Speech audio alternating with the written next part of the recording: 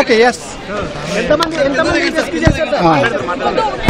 Right ఈరోజు second set చేసిన తర్వాత ఓకేనా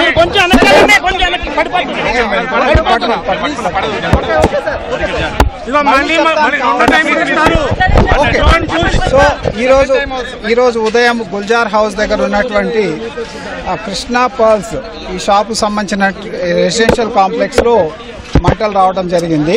మార్నింగ్ 6:16కి 6:16కి ఫైర్ కాల్ వచ్చింది. ఇమీడియట్గా మొగల్పురాకు సంబంధించినటువంటి ఫైర్ టెండరు, దాని తర్వాత ఇమీడియట్గా 11 ఫైర్ టెండర్స్ వచ్చి ఇక్కడ మంటలు ఆపడం జరిగింది.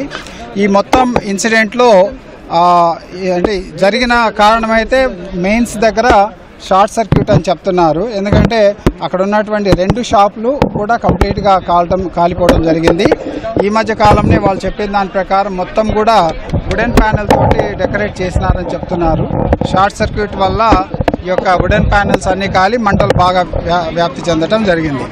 సో ఫస్ట్ ఫ్లోర్లో ఉన్నటువంటి 17 మందిని మన వాళ్ళు ఆక్సిజన్ మాస్కులు అవి వేసుకొని రెస్క్యూ చేయడం జరిగింది. బేసికలీ వాళ్ళందరినీ కూడా హాస్పిటల్స్ పంపించినారు, వివిధ హాస్పిటల్స్ తర్వాత డీటెయిల్స్ ఇస్తాము. ఒక 4 మాత్రం పైనుంచి ల్యాడర్ మీదుగా కిందికి వచ్చారు. సో ఈ 17 మందిలో అందరూ చనిపోయినారని చెప్తున్నారు. అది పోలీస్ వారి తర్వాత కన్ఫర్మ్ చేస్తారు. ఈ ప్రధానంగా ఇన్సిడెంట్ జరగడానికి కారణము ఇక్కడ మెయిన్స్ దగ్గర షార్ట్ సర్క్యూట్, అక్కడ ఉన్నటువంటి వర్కర్స్ తోడు కూడా నేను మాట్లాడాను. అక్కడ రెగ్యులర్గా షార్ట్ సర్క్యూట్ అవుతుందని చెప్పడం జరిగింది. ఈ ఇంటి లోపల మాత్రం ఎటువంటి ఫైర్ ప్రికాషన్స్ సంబంధించినటువంటి ఏమీ కూడా తీసుకోలేదు. ఈ బిల్డింగ్ మాత్రం G+2 G+1 బయటికి కనిపిస్తుంది, బట్ G+2 లోపల ఉంటుంది.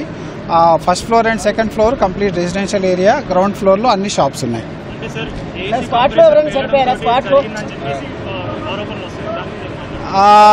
అంటే అక్కడ పరిస్థితి చూస్తే ఏసీ కంప్రెసర్ పేలడం కాదు, షార్ట్ సర్క్యూట్ లాగానే కనిపిస్తున్నది. ఎందుకంటే మెయిన్స్ అంటే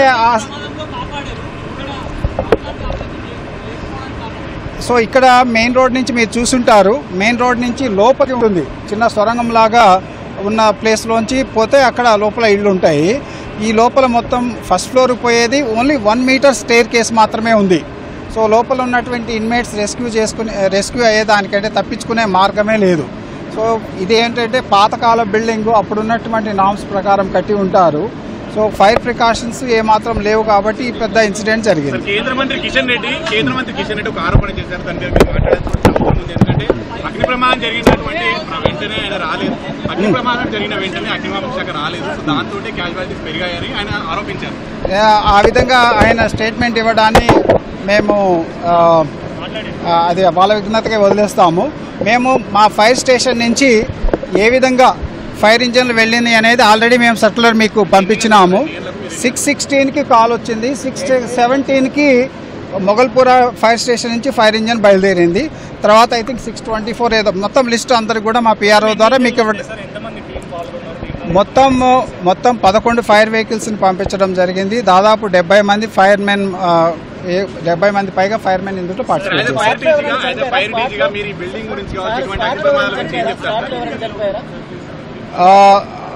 అంటే మనం అక్కడ చెక్ చేయలేదు, ఇమీడియట్గా హాస్పిటల్ పంపించడం జరిగింది. పాసిబిలిటీ ఉంది.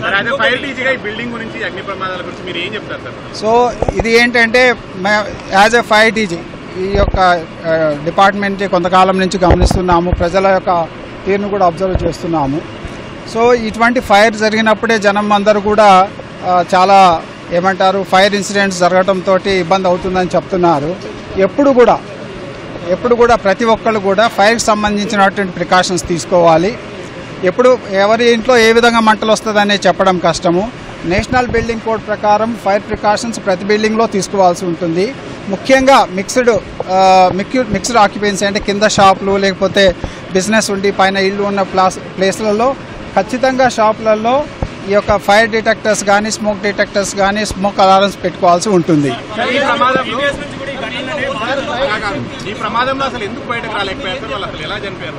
సో ఈ ప్రమాదంలో మొత్తం ఎంట్రన్స్ కూడా మీరు బయట నుంచి చూసేటటువంటి 2 మీటర్ల ఎంట్రన్స్ ఉన్నది. అది పూర్తిగా స్మోక్ తోటి మంటలతోటి నిండి ఉన్నది.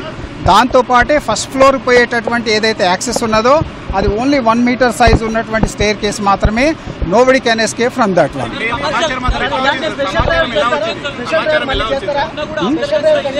Yeah, we will continue special drives. So 6:16కి టెలిఫోన్ కాల్ వచ్చింది. అది మనకి డీటెయిల్స్ లోపల అంటే మనకి వాళ్ళ రిలేటివ్స్ వాళ్ళు చెప్పే దాని ప్రకారం ఈ చనిపోయినటువంటి 17 మంది కాకుండా ఇంకొక 4 ఉన్నారని చెప్తున్నారు. ఆ 4 కూడా ఫస్ట్ ఫ్లోర్ సెకండ్ ఫ్లోర్లో ఉన్నారు. వాళ్ళు ఎస్కేప్. అది పేర్లు మనకు తెలియదు.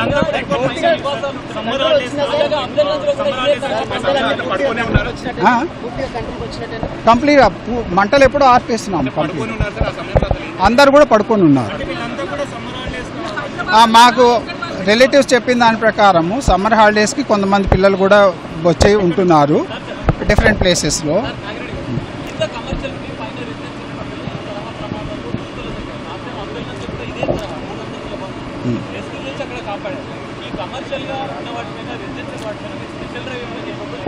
ఇది ఇటువంటి కమర్షియల్ కింద కమర్షియల్ ఉండి పైన రెసిడెన్షియల్ ఉన్నాయి. హైదరాబాద్లో లక్షలాది బిల్డింగ్స్ ఉన్నాయి. అది ఆల్మోస్ట్ నిజాం టైం నుంచి కూడా ఇవి బిల్డింగ్స్ నిజాం టైం నుంచి కూడా ఈ బిల్డింగ్స్ ఉన్నాయి.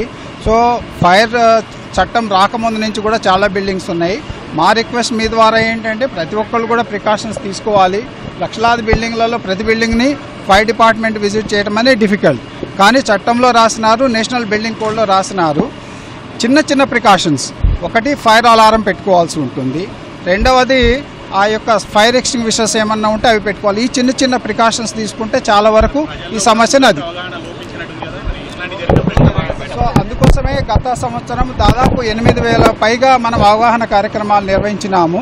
ఎప్పుడు కూడా మన డిపార్ట్మెంట్ ప్రతి కాలనీ ప్రతి ఏరియాకి పోయి కూడా అవగాహన కార్యక్రమాలు చేస్తూ ఉంటారు.